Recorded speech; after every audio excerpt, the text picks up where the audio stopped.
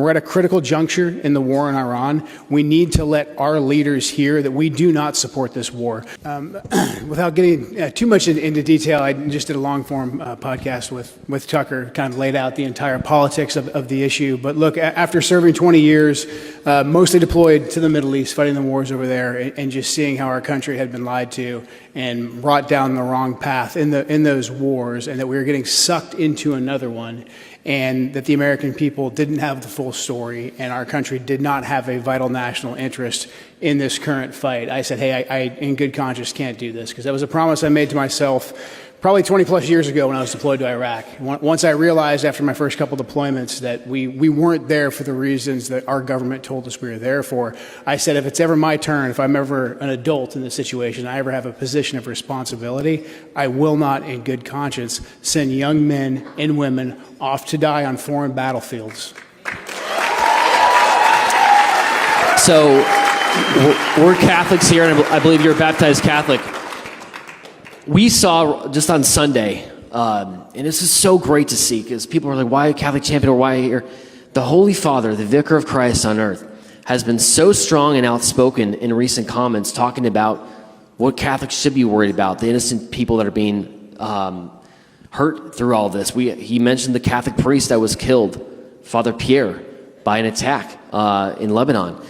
Does it help you to have either members of your faith community or religious leaders speaking up on your behalf? Like, what's it been like to have that support from outside?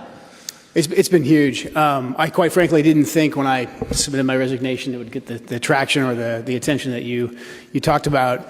But having this support from friends, family, but really I've been asked a couple times, was it a hard decision to make? And it's definitely a decision I didn't make lightly. I put a lot of thought into it, and I'd been thinking about it for quite some time.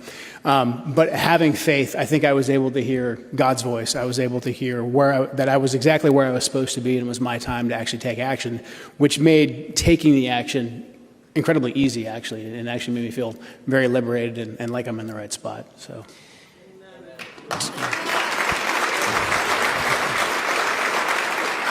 Do you have hope for America? And if you do, why so?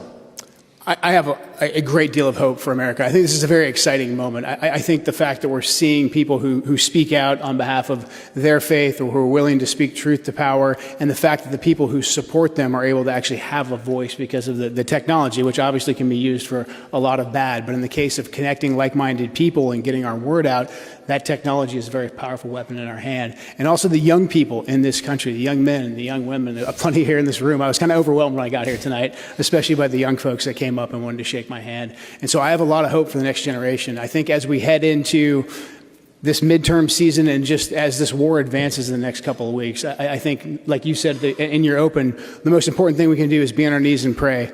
But once we're up from our knees, we need to take action. Our leaders will hear us if we all speak out. We're at a critical juncture in the war in Iran. We need to let our leaders hear that we do not support this war. We do not think there's a vital national security interest. We want to bring our troops home. We want to work towards peace in that region. We do not want 20 plus more years of bloodletting. And then as we head into this next election cycle, demand from everyone, from every political party, go to them, go to your representatives and say, I will not vote for you if you are going to vote for the continuation of these wars overseas. And by no means, I don't expect anybody here to be some kind of a pacifist. If our country is attacked, we will attack. If there's an imminent attack, we will attack. If there's an actual threat, we will attack and we will fight that. However, we cannot continue to go down this path. We have to make that clear to our leaders. That's what gives me hope.